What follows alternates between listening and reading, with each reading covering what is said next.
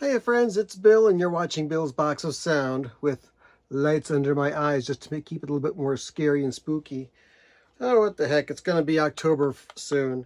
Anyway, the reason for this video, aside from me clearing away some space so I can make my next video, is just recent finds. Had a very busy weekend. I'm recording this on September the 27th, 2022.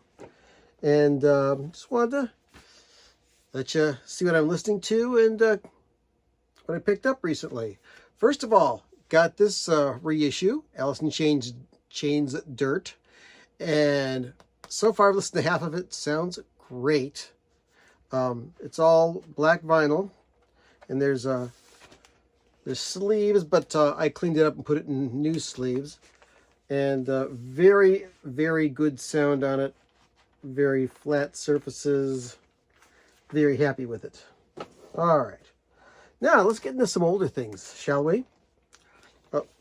Just because I was looking around the quadraphonic forums on Facebook, saw this album. Somebody had a Japanese Super Audio CD of this quadraphonic Carlos Santana and Buddy Miles live.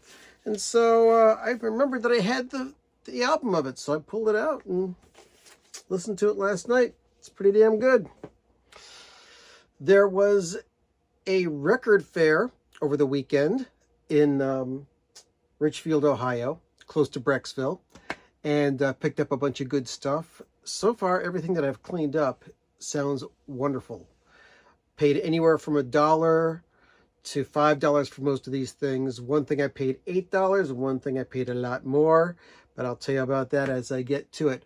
Also, checked out a brand new record store in Cleveland called Late Night Records. It's on the west side of Cleveland, and here's the hook. The hook is what gets you. The store is only open from 5 to midnight.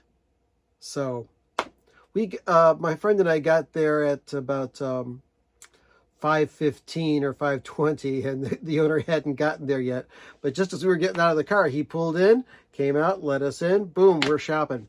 And I say my friend, probably the friend that I've known the longest is my friend Kevin S. Hart.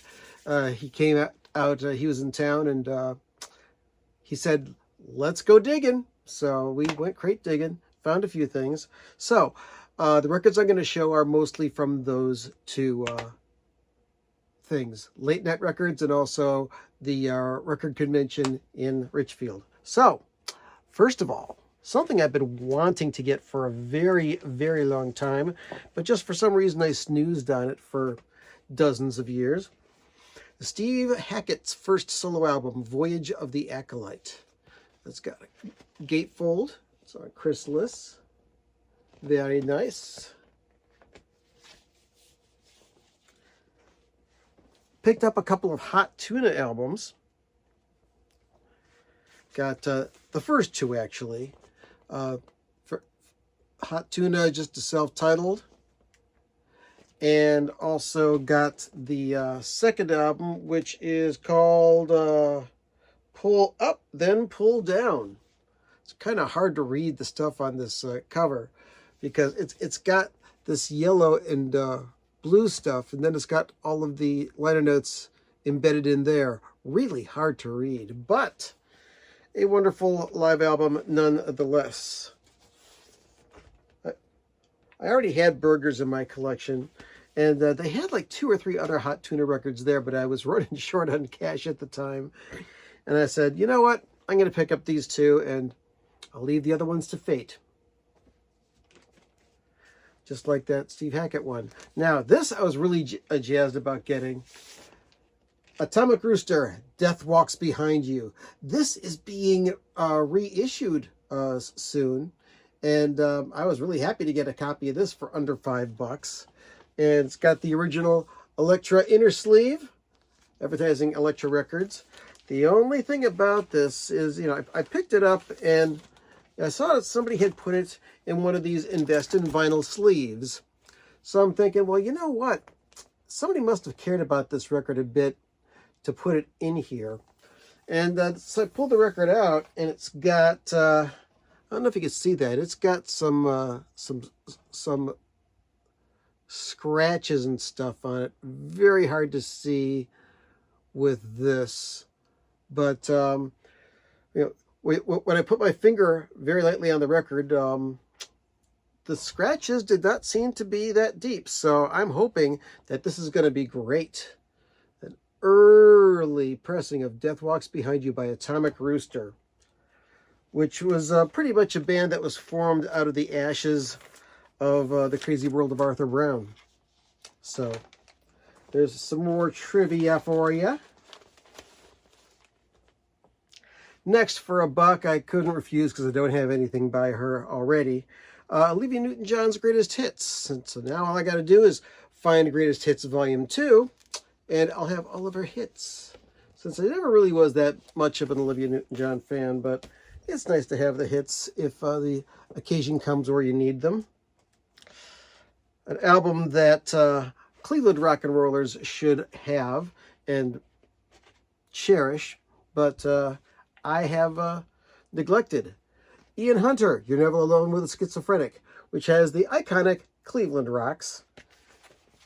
My hometown, Cleveland. You know it. I don't have to say it in every video, like some people have to say where they're from. Filling out my Leon Redbone collection, I believe this is his first album, On the Track. And if you don't know about Leon Redbone, old-time music, modern technology used in recording it. They also had a 10-inch record, a 10-inch 78 that was made from a couple of songs off of this album, but it was very, very expensive. But this was just a couple of bucks. And check out that cover. Artwork by Chuck Jones, the animator and creator and originator of the Roadrunner cartoons. Hello, my baby. Hello, my darling. Hello, my ragtime gal. Coming up next, we've got Grateful Dead, Wake of the Flood. This was really dirty, but it cleaned up nice. This wasn't cheap, but it's an original on the old Grateful Dead label. And I also have a mobile fidelity copy of this, which is bright as anything. It's like they took the treble control and just cranked it up. So very happy to get an original of that. Let's see. Now, if you are on my Instagram or my Facebook page, you will see this. It's a copy of Prince's album, Love Sexy, that I got real cheap, but had no cover. So I supplied my own cover and did my own little artwork. Yes, it's intentionally spelled wrong. Love Sexy.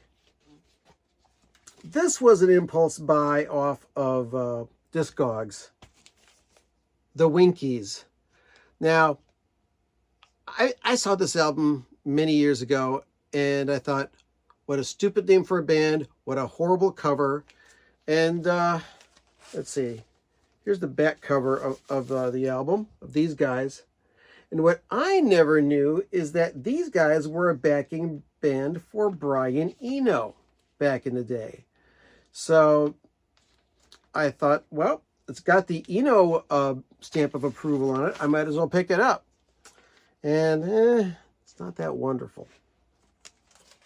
But what was wonderful was picking up a copy of The Zombies, Odyssey and Oracle. Now, this is the second cover, not the original cover of it, but it is on the original Date record label, not the Rhino reissue. Sounds pretty darn good. And of course, it's got the immortal Time of the Season on it. Now, I think Melinda Murphy said that this is like one of her all-time favorite albums. I don't see it. I'm gonna have to listen to this again. I mean, I love the Zombies hits, but as an album, I didn't really see how wonderful this was. But I will listen to it again. Let's see here.